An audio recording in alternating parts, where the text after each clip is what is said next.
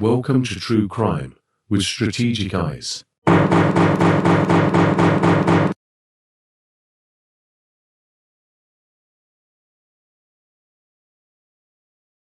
Strategic back again, guys. What's going on? I have a very interesting show for you guys today. We want to talk about what to do after you have been a victim of sexual abuse. And I think this is a very serious topic that we're going to discuss. A PSA that might very well mean the difference between solving a very heinous crime against an individual and or it being much more difficult to solve. Because believe it or not, police officers and detectives and investigators that work in the field of sex crimes are often the most dedicated, most accomplished and trained officers police agencies have to offer. Before we get started, I want to qualify myself for anybody who might have just popped on this show and has never seen my material before. I'm Strategic Eyes. I'm an active duty police officer. I'm an investigator.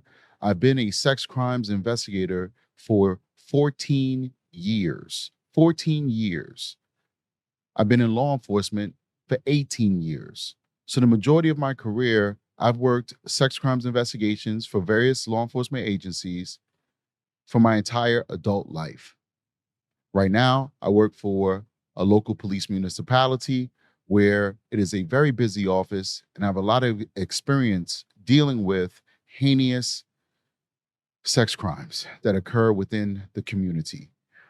I want to take this opportunity to use the experience that I've had and I continue to have and develop and learn in this field to try and help young ladies and young men out there who may be dealing with this extraordinarily sad area of our penal law and our society. So that being said, I want to walk you through what it will look like if you decide as a victim to come forward with allegations of a sex crime. Trigger warning for anybody who may have been a victim of a sex crime, and this discussion may bring back these emotions. So maybe this may not be for you, but maybe it might be for you because maybe it will give you some insight into what to expect if you have not come forward yet.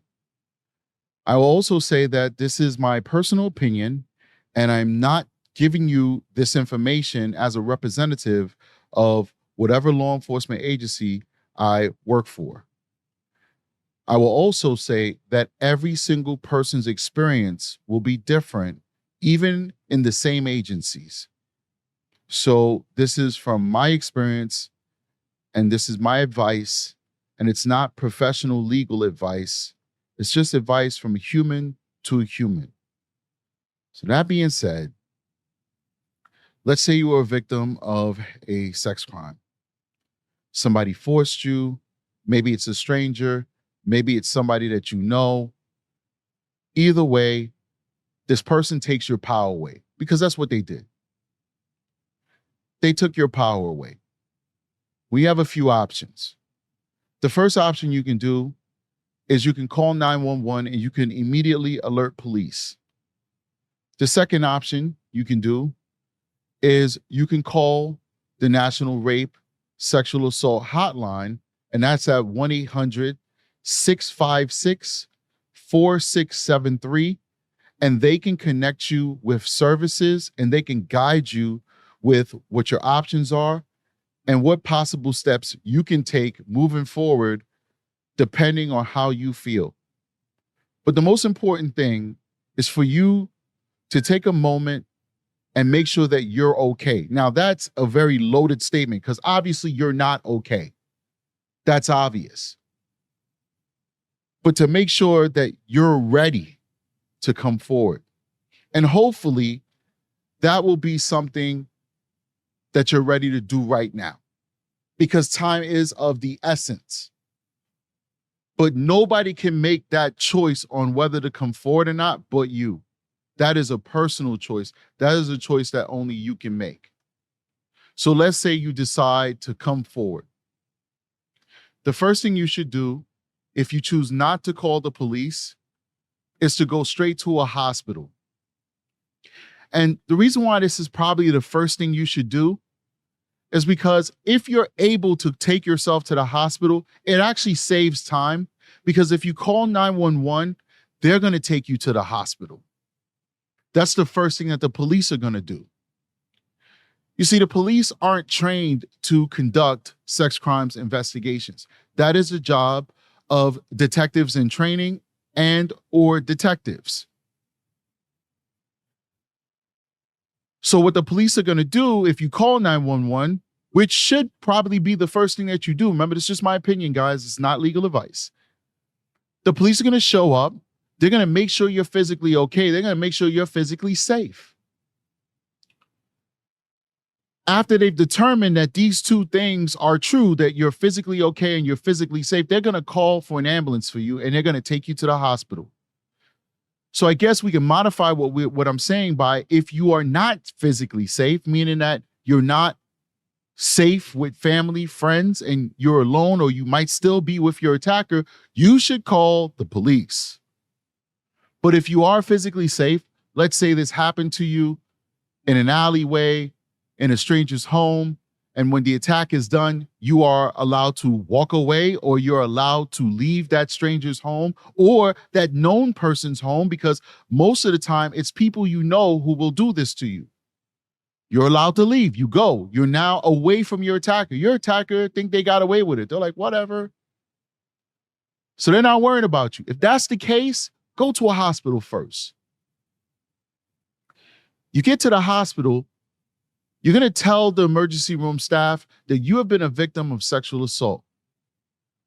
Most hospitals are going to have a policy and a procedure to deal with this special circumstance.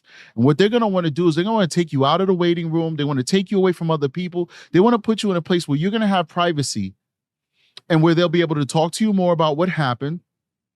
And then they're going to ask you if you would like the police involved. Now, this is why going to the hospital first, I think, in my opinion, is the best thing for victims, because it gives you more choice. Sometimes people may not be ready to get the police involved. And the thought about calling 911 may make them not want to call police at all. And therefore, we lose the evidence that we need to possibly prove this case down the road. So when you go to the hospital first, because of HIPAA, unless you're a minor, if you are a minor, then the police will have no choice but to, the hospital will have no choice but to call the police.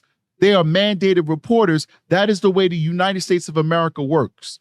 All 50 states and territories, if a minor is suspected of being a victim of abuse, mandated reporters must notify police and or Child Protective Services. But if you're an adult, that is not the case. You went to a hospital first. Everything you tell that hospital is protected by HIPAA. That hospital cannot call 911 to report what happened to you unless you give them permission. So this gives you options. And the options you have is the hospital will conduct a safe, sane examination on you, which means that they will collect evidence in an SOECK kit, which is a sex offense evidence collection kit. I believe that's the explanation of the acronym.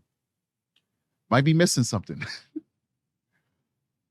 They will collect that for you and they will store it for you. For some places store it for years. Some places store it for decades. But they will store that kit for you. They will also do something that's extraordinarily important, ladies and gentlemen. It's probably the most important thing, because you're already going to be traumatized mentally and psychologically. The last thing you want to be is hurt physically, more hurt than the actual action that brought you to this situation, and that is disease and pregnancy. So aside from giving you the examination with or without police involvement, that hospital's also going to give you emergency prophylactics and contraceptives. They're going to give you HIV prevention drugs. They're going to give you antibiotics so that you don't catch any bacterial infections. They're going to give you birth control so that you don't get pregnant as a result of that attack.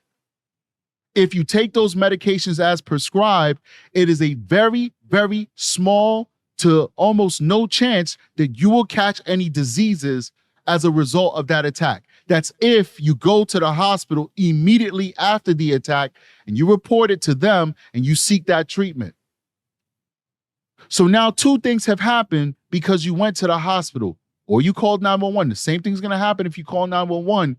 But remember, if you go to the hospital, it gives you options because sometimes people aren't ready to come forward, especially when the attack is done by somebody that's close to them. A brother, a father, a friend, an ex-boyfriend, a best friend that they grew up with. They need to process it. They need to talk about it, maybe with a professional to decide, do I want to come forward? Maybe they had a sexual relationship with the person in the past and it was totally consensual and they are no longer physically involved with each other and, they were hanging out and this person took advantage of them and they're thinking, I'm hurt, I feel betrayed, I'm angry that this happened to me, but do I want to come forward or do I want to deal with it my own way? Like maybe confront the person about it, seek an apology. That might be enough for some people, or cut that person off and move on with my life. These are choices that victims have the right to make on their own. Nobody has the right to shame them into deciding how to move forward. It is your choice, nobody else's. So you went to the hospital, you got your kit done, and you got your medicine to make sure that you're good physically. So now let's say you decide to have police involved. Your clinician, your doctor, or your nurse will contact your local members of law enforcement. In most municipalities, you will either get a police officer who's on patrol, or if it's a call straight from the hospital, it might go directly to the detective unit that is assigned to conduct sex crimes investigations, an SVU unit. Smaller departments may not have a dedicated detective to investigate this special type of crime. That's why we call it special victims. Either way, that will be a highly trained individual who will be able to do the job, we hope, and I have faith that they would. If a police officer arrives, the police officer will take your statement and he will either, or she will either notify a detective to report to the scene, or in small jurisdictions with not much funding for their police departments, a detective may reach out to you at a later date. Either way, your statement is going to be taken. So far we've gotten you the medication that you need, the evidence that was on your body and on your clothing has been taken. Your clothing might be taken. I forgot to mention that. But hospitals have change of clothing. They won't put you in a hospital gown. They will literally put you in sweatpants and a t-shirt or a sweater that they specifically have for people who are in your situation whose clothing needs to be taken as evidence. It's important that you try and remember to the best of your abilities what happened that night. But it is understood that trauma sometimes bring back people memories in waves. So you might remember things as the days go on. That's okay. That does not mean that you're not being honest with the investigators or the detectives or the police officers. It simply means that you're a human being. You've been through trauma. Your brain shut down in order to put you in survival mode. And it's going to take time for that memory to come back to you. But while you're speaking, at the moment that you're speaking, make sure you give all information that you can. If you willingly went to the person's house, say that. Don't say this person forced me to come to their house if that's not what happened, because you're embarrassed that you may blame yourself for what happened to you, which you should not.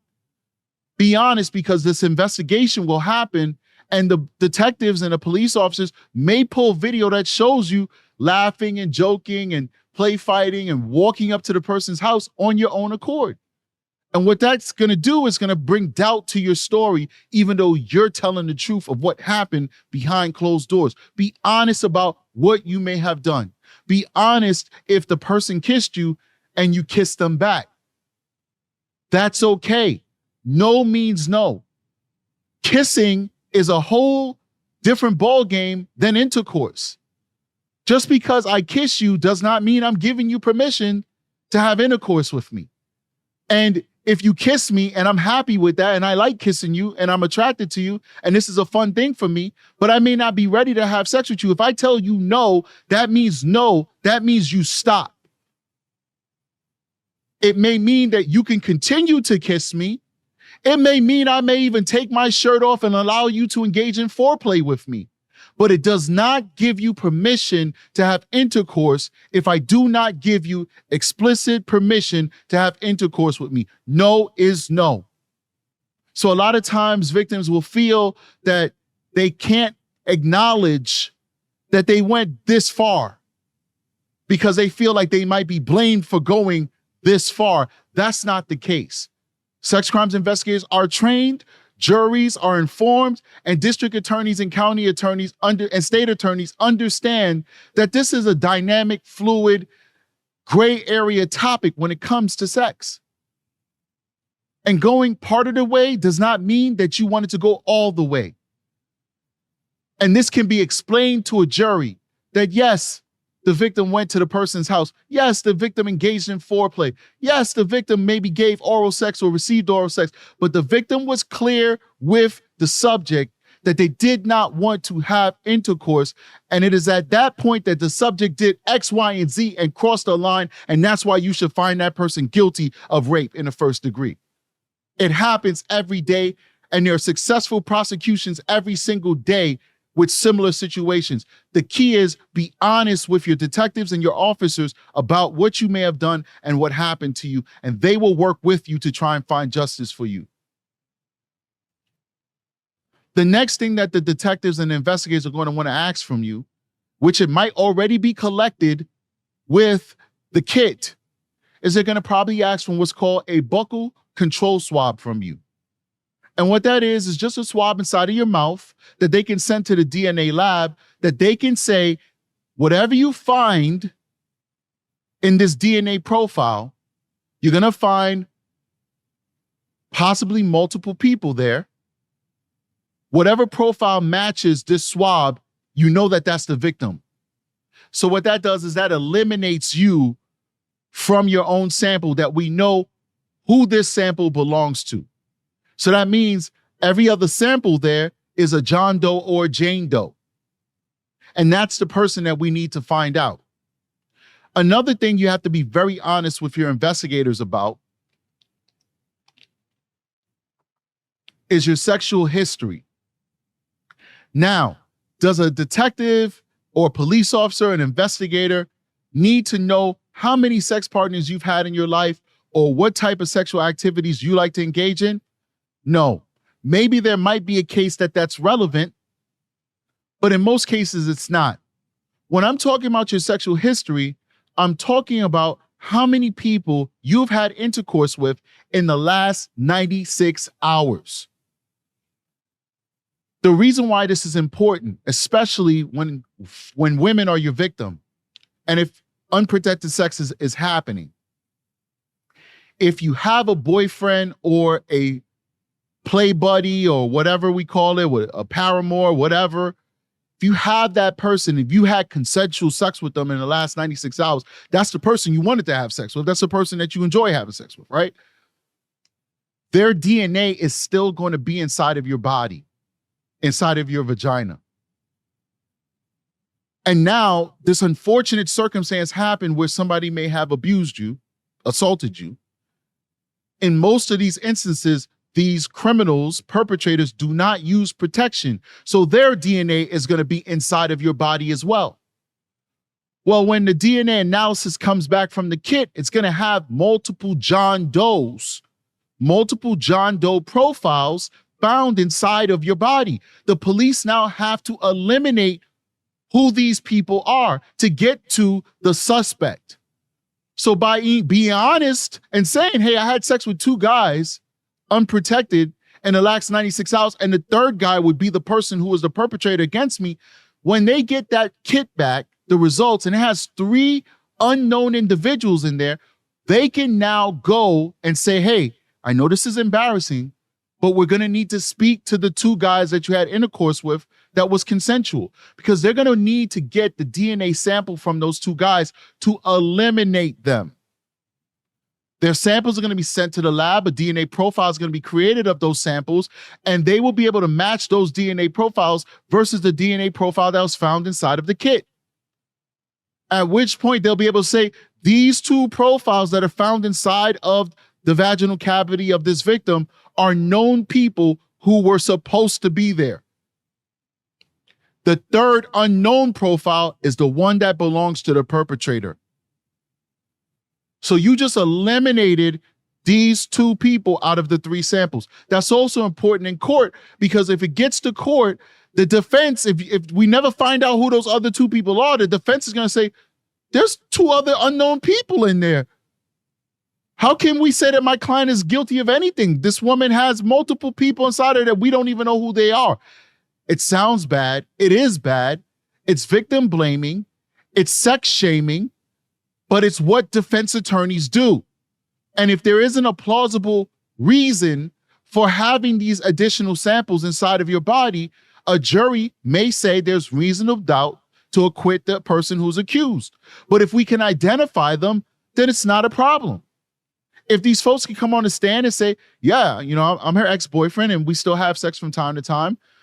And if somebody else says, hey, listen, we're dating, but we're not serious, but we're enjoying each other and we had sex. And you know what? If the chemistry kept going good, we would have a relationship. Those are totally plausible reasons for two people to be inside of you. Or, hey, listen, I enjoy having sex. These are two people that I'm not serious with that I had sex with. Big deal. But they were gentlemen. They asked nicely and they got my permission. Guess what? That's okay too, because no means no. So keep that in mind. If an investigator asks you, have you had intercourse with anybody within the last 96 hours? Be honest. Be honest. Whether it's one, whether it's two, whether it's 10 people or no people, be honest with that answer, because it's important to the investigation and it's important with finding out who actually victimized you. The last thing I can say, and there's a whole bunch of other things I can say, but I just wanted to give a brief outline on what the first day of bringing forward these allegations would be like for you, is two things. Understand that in most municipalities and most hospitals, but not all, especially when you're in poor areas, and a lot of people in America live in poor areas. You may not be poor. I'm not talking about your personal financials, but your community might be poor. And poor does not mean bad. Poor just means a rural town. There's just not a lot of tax base out there to fund a lot of things. There's one house for every 10 miles. Each house might be a nice house, but that's only just a few families to pay property taxes. So that is considered a small and poor community, because there's not a lot of tax that can go into investing in your police, your fire, your hospitals, etc. So not all of these places might have these resources. But if you are in a place that has resources, you might want to ask for a victim advocate to be with you during this process. You don't have to have a family member or a friend be there. In most of those instances, somebody might be too embarrassed to have a close loved one there listening to them recount what happened to them. You don't have to have a loved one there at that time. You can have a loved one waiting for you in the waiting room, but in the room with you while you're speaking to the nurses, the doctors, the police department, etc. You can have a professionally trained volunteer who, in many instances, has been a victim of sexual assault themselves in their past. They understand what you're going through, not specifically what you're going through. I want to say that everybody's situation is unique, but they have an idea. That's a better way of saying it. They have an idea of what you're going through. The last thing that anybody should tell you is that I understand what you're going through. No, you don't understand what that person is going through, because we're all going to deal with these situations differently. But what you can have and what you should consider having is an advocate in the room with you to help with emotional support and to also help explain the process for you. Because all the information I've given you today, that advocate would have that same information. The advocates are also important because they can give you follow-up services. They can refer you to mental health counseling. They can refer you to housing if you're in a situation where you don't have housing. They can refer you to domestic violence shelter if this is related to domestic violence or something to that effect. They can help you with the aftercare of this trauma. And so the most important thing after the first 24 hours of this situation is you need to start thinking about therapy. You need to understand that you cannot conquer this and tackle this alone. You need to also understand that if you decided to move forward, that there's a long road that you're going to have to go through to seek justice. And you should not be doing it without the help of a counselor who's going to help you with tools that will help you cope with this trauma. Lastly, if you went to the hospital and you decided not to move forward, I would definitely encourage you to find out what the statute of limitations of your state is when it comes to sexual assault. I would have encouraged you, hopefully, to have gotten the kit done, to listen to what I said and at least go to the hospital and get the kit done and get medicine. Because remember, you don't know what that person has. Get medicine so you could live a healthy, normal life and not be burdened by something else that this person may have given you because they violated you and they have things going on that you didn't have going on. Now they pass that on to you. Go get help, at least for the medicine. And you can get the medicine without getting the kit done.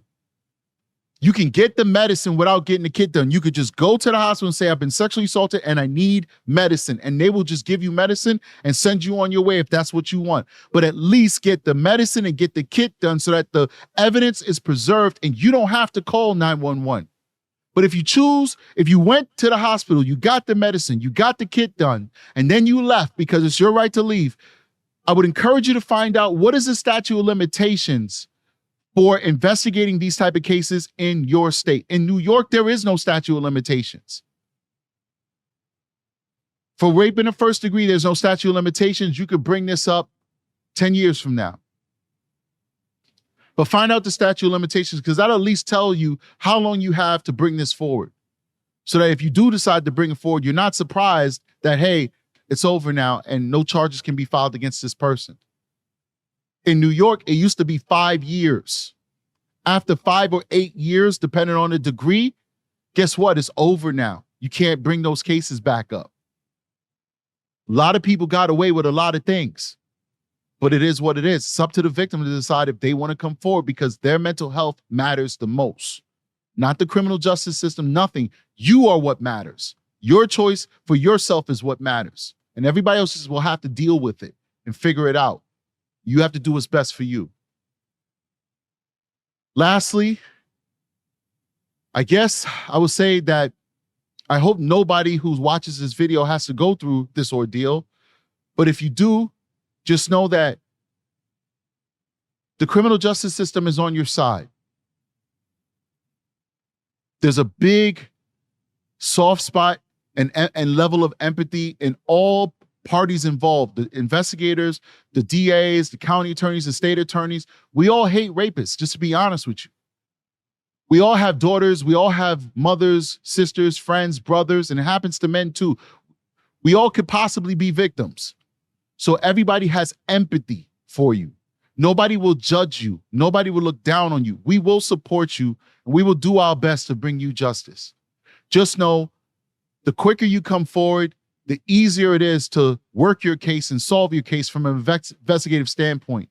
But always remember that it's your choice to come forward and it's your choice when to come forward. So once again, no matter where you are in the United States of America, if you call 1-800-656-4673, that is a national sex assault hotline. They will direct you with what you need to do if you are a victim of sexual abuse.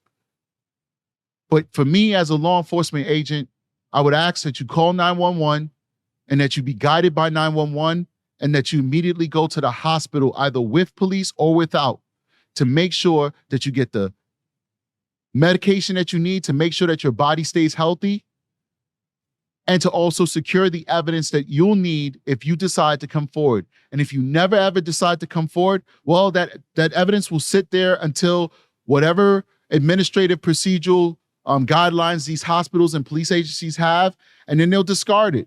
It is what it is. But it will be there for years and years and years, and in some cases forever, until you decide to come forward. And that at least gives you leverage. It gives you the ability to choose whether you want this person to go to jail or not, because you'll have the evidence and you'll have the proof. Guys, I'll pray for you. Stay up there. Make sure you like and subscribe to the channel, because we talk about important things that need to be talked about that it doesn't appear many people are speaking about.